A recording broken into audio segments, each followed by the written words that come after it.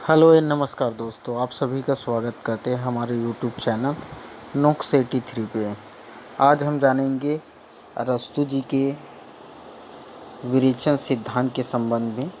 अरस्तू जी द्वारा विरेचन का सिद्धांत का प्रतिपादित किया है। विरेचन क्या होता है? अरस्तू जी के अनुसार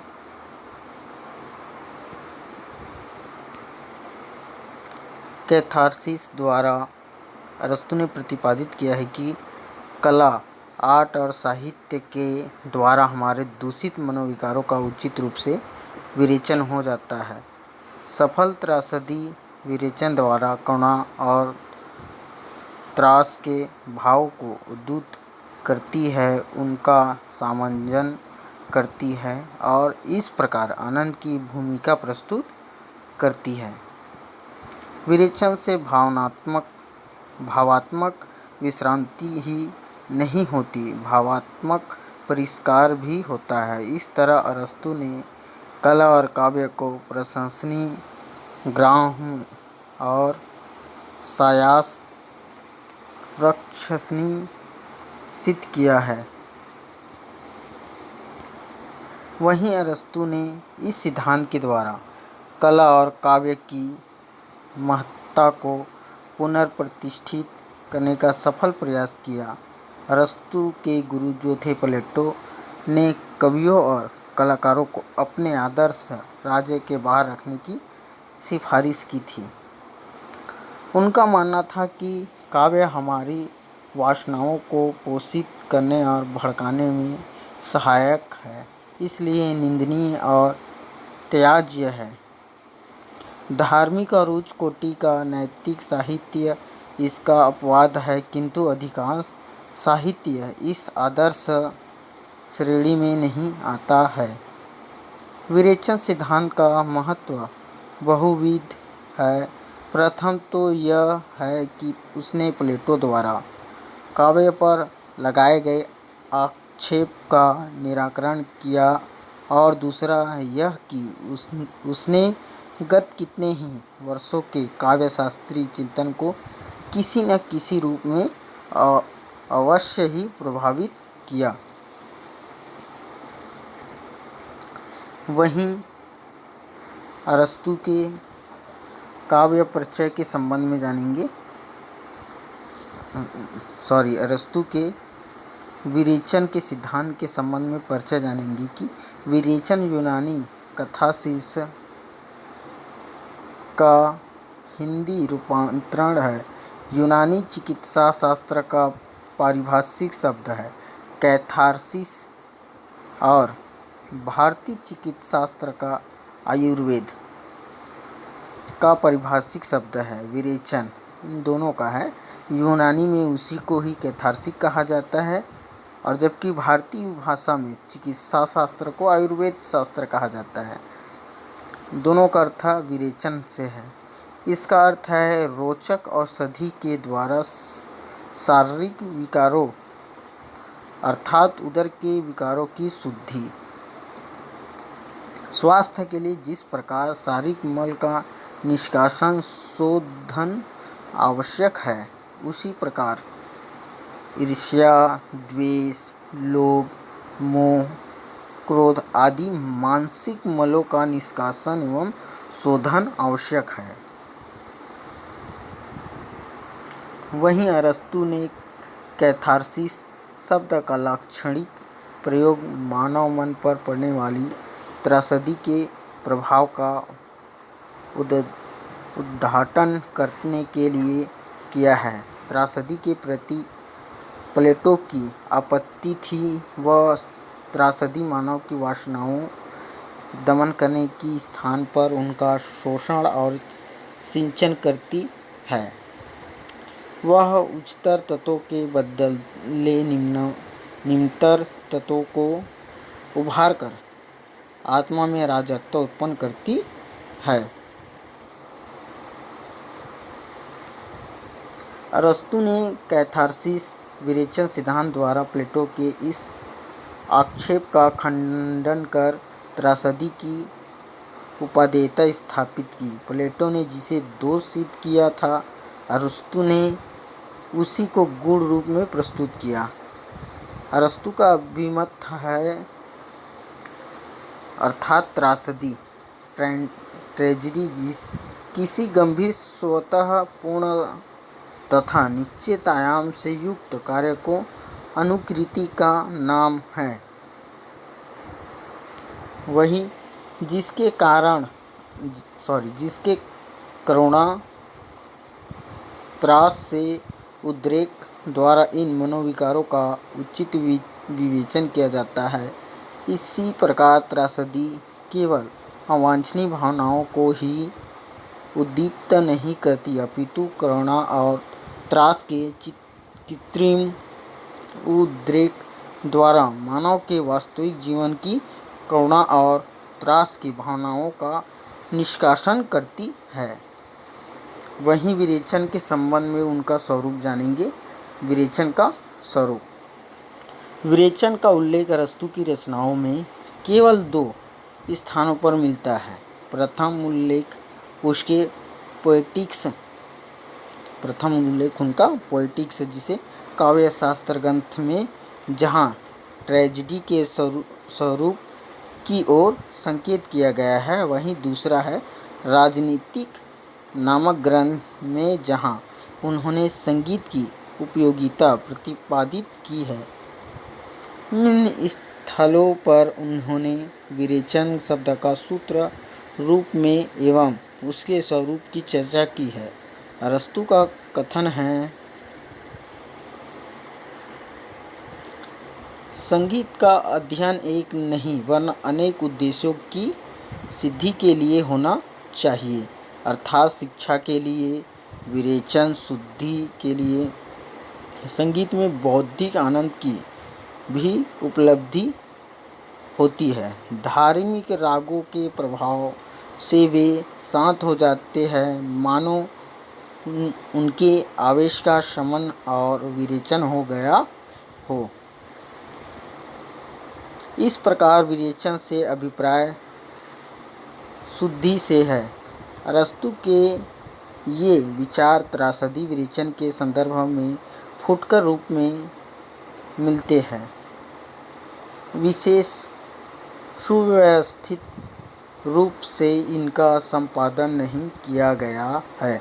आधुनिक युग में अरस्तु के सीमित और अल्प शब्दों ने पूर्ण काव्य शास्त्रीय सिद्धांत का रूप धारण कर लिया है। अतः एक प्रश्न स्वाभाविक रूप से उठा कि करुणा और त्रास के उद्रेक तथा रेचन से अरस्तु का मूलतः क्या अभिप्राय था। इस संदर्भ में अरस्तु के परवर्ती व्याख्याकारों ने विरेचन के भिन्न भिन्न अर्थ और व्याख्याएं प्रस्तुत की, जैसे कि धर्मपरक का अर्थ। अरस्तु के व्याख्याकारों में प्रोफेसर गिलबर्ट मरे और लिवी ने विरेचन की धर्मपरक व्याख्या प्रस्तुत की है। धर्मपरक अर्थ की एक विशेष पृष्ठभूमि है। इसका संबंध धार्मिक उत्सवों से है। प्रोफेसर गिलबर्ट मरे का कथन है कि यूनान में दियोनियुसस नामक देवता से संबंध उत्सव अपने आप में एक प्रकार की शुद्धि का प्रतीक था, जिससे विगत समय के कलुष पाप एवं मृत्यु संसर्गों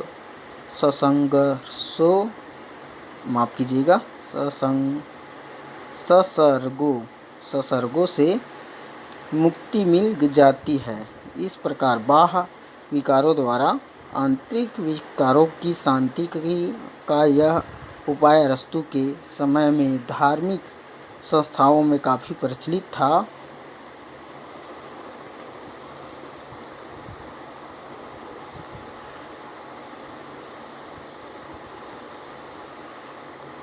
उन्होंने इसका लाक्षणिक प्रयोग उसी के आधार पर किया है और विरेचन का अर्थ हुआ बाह्य उत्तेजना और अंत में उसके शमन द्वारा आत्मिक शुद्धि और शांति। वहीं अगले क्रम में जाएंगे तो नीतिपरक अर्थ, धर्मपरक अर्थ के बाद नीतिपरक अर्थ में बार्नेज नामक जर्मन विद्वान ने विरेचन की नीतिपरक व्याख्या की है। उसके अनुसार मानव मन अनेक मनोविकारों से आक्रांत रहता है, यानी घिरा रहता है, जिनमें करुण और भय मूलतः दुखद मनोवेग है। भय भी रहता है, दुख भी रहता है। ये सारे मूलतः मानववेग में आक्रांत रहता है।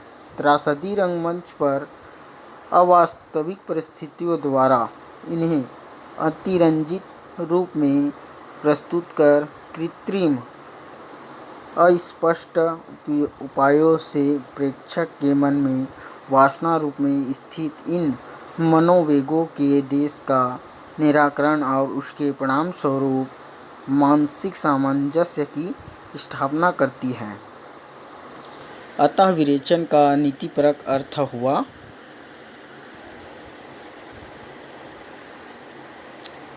मनोविकारों के उत्तेजन के उपरांत उद्वेग का शमन और तजन्य मानसिक विषदा।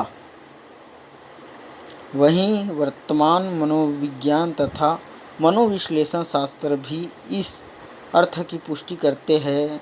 मानसिक स्वास्थ्य की साधना होने के कारण यह पद्धति नैतिक मानी गई है। वहीं तीसरे क्रम में आएगा कलापरक अर्थ। गेट ये विद्वान जो है अंग्रेजी के स्वच्छंदवादी कवि आलोचकों में विरेचक के कलापरक अर्थ के संकेत मिलते हैं। अरस्तु के प्रसिद्ध व्याख्याकार जो प्रोफेसर बूचर का अभिमत है कि विरेचन केवल मनोविज्ञान अथवा निदान शास्त्र के एक तथ्य विशेष का वाचक न होकर एक कला सिद्धांत का अभिव्यंजन है। इस प्रकार त्रासदी का कर्तव्य कर्म केवल करुणा या त्रास के लिए अभिव्यक्ति का माध्यम प्रस्तुत करता ही नहीं, अपितु उन्हें एक सुनिश्चित कलात्मक परितोष प्रदान करना है। इनको कला के माध्यम में ढालकर परिष्कृत और स्पष्ट करना विरेचन का अर्थ यहाँ व्यापक है। मानसिक संतुलन इसका पूर्व भाग मात्र है। परिणति उसकी कलात्मक परितोष का परिष्कार ही है, जिसके बिना त्रासदी के कलांगत आस्वाद का वृत्त पूरा नहीं होता। प्रश्न उठता है कि उपयुक्त तीनों अर्थों में से कौन सा अर्थ अरस्तु के मत के सर्वाधिक निकट है। यद्यपि तत्कालीन धार्मिक परिस्थितियों से अरस्तु का प्रभावित होना स्वाभाविक है और स्वयं धार्मिक संगीत की ओर अरस्तु ने संकेत भी किया है कि जिस प्रकार धार्मिक संगीत श्रोताओं जो सुनने वाले होते हैं उनके भावों को उत्तेजित कर फिर शांत करता है, उसी प्रकार त्रासदी प्रेक्षक के भय और करुणा के भावों को जगाकर बाद में उन्हें उपशमित करती है। त्रासदी के संबंध में यह मत अक्षरश ठीक नहीं है, क्योंकि संगीत द्वारा ठीक किए जाने वाले व्यक्ति पहले ही भावाक्रांत भावों से घिरा हुआ होते थे, जबकि प्रेक्षागृह में जाने वाले व्यक्ति करुणा या भय की मानसिक स्थिति में नहीं होते। अतः विरेचन सिद्धांत की प्रकल्पना पर उक्त प्रथा का प्रभाव अप्रत्यक्ष तो माना जा सकता है, किंतु सीधा संबंध स्थापित करना आवश्यक है। जहाँ तक नीतिपरक अर्थ की बात है, मनोविज्ञान भी इसकी पुष्टि करता है। विरेचन से अरस्तु के तात्पर्य भाव का निष्कासन मात्र नहीं वरना उसका संतुलन भी है। इसी प्रकार प्रोफेसर बूचर का अर्थ भी विचारणीय है।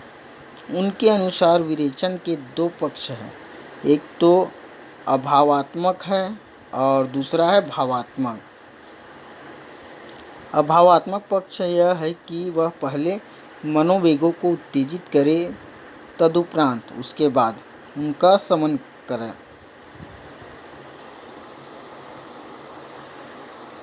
मन शांति प्रदान करे।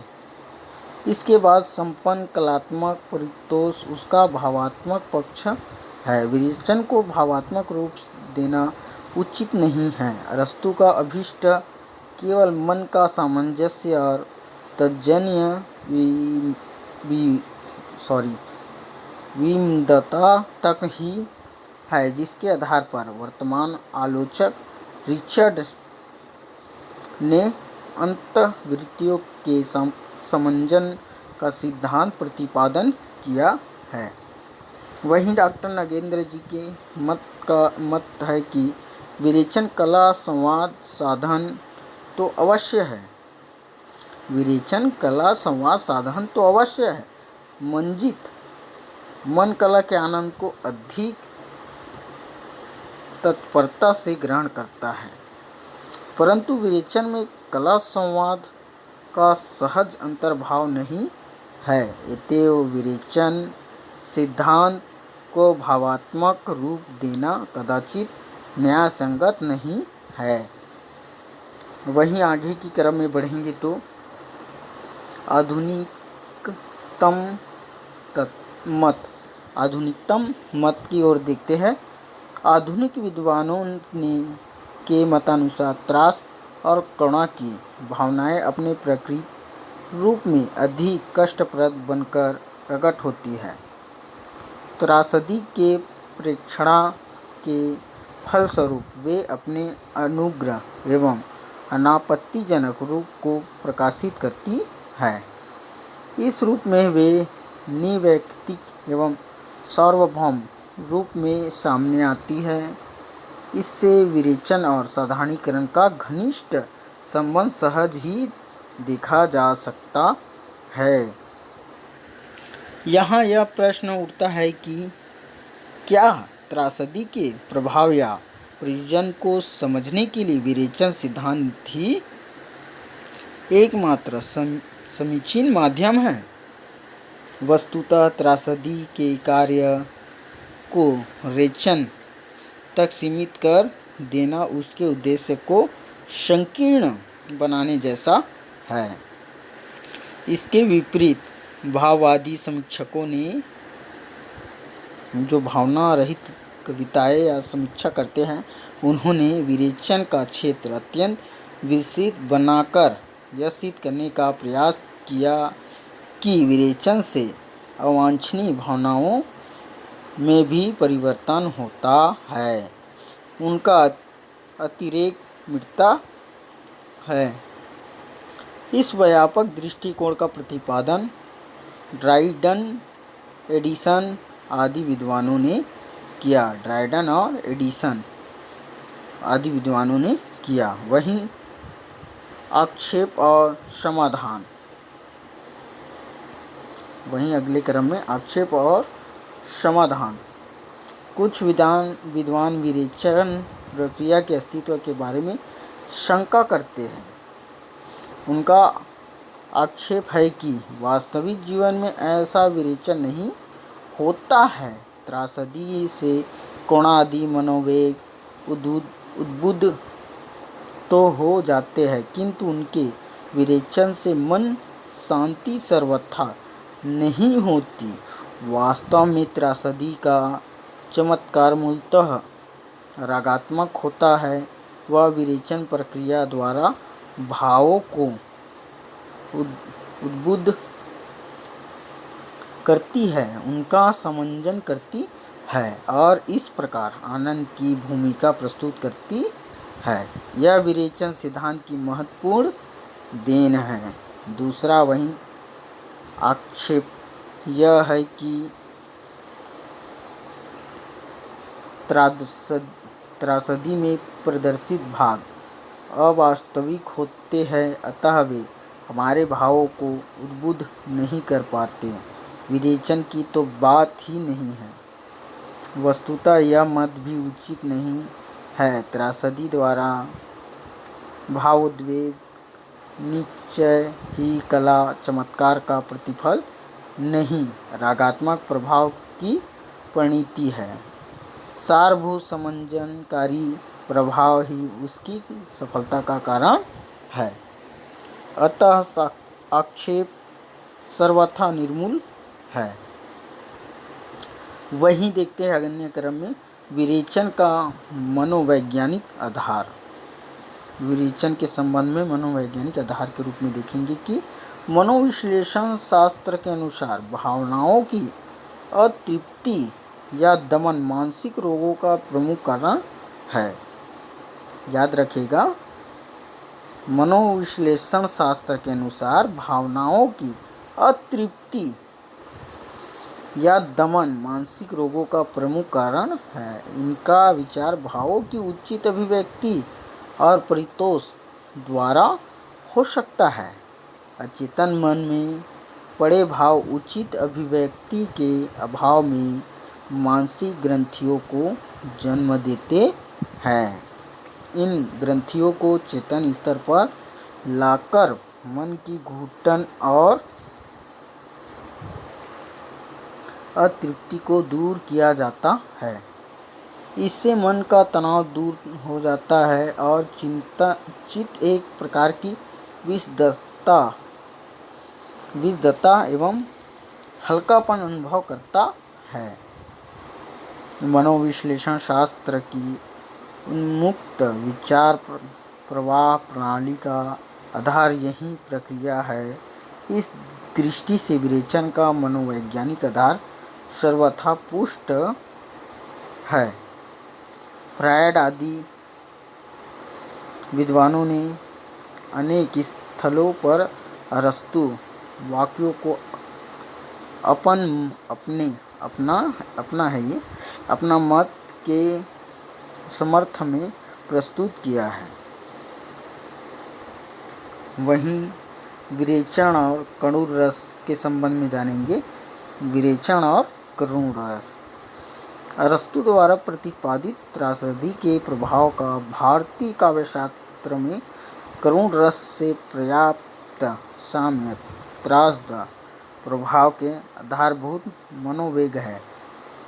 करुणा और त्रास ये दोनों भाव मूलतः दुख है। याद रखिएगा, करुणा भी दुखद है और त्रास भी दुखद है। उधर करुण रस का स्थायी भाव शोक है। ये करुण रस का स्थायी भाव क्या होता है? शोक होता है। भारतीय काव्यशास्त्र शोक स्थायी भाव के अंतर्गत करुणा के साथ त्रास के अभित्व को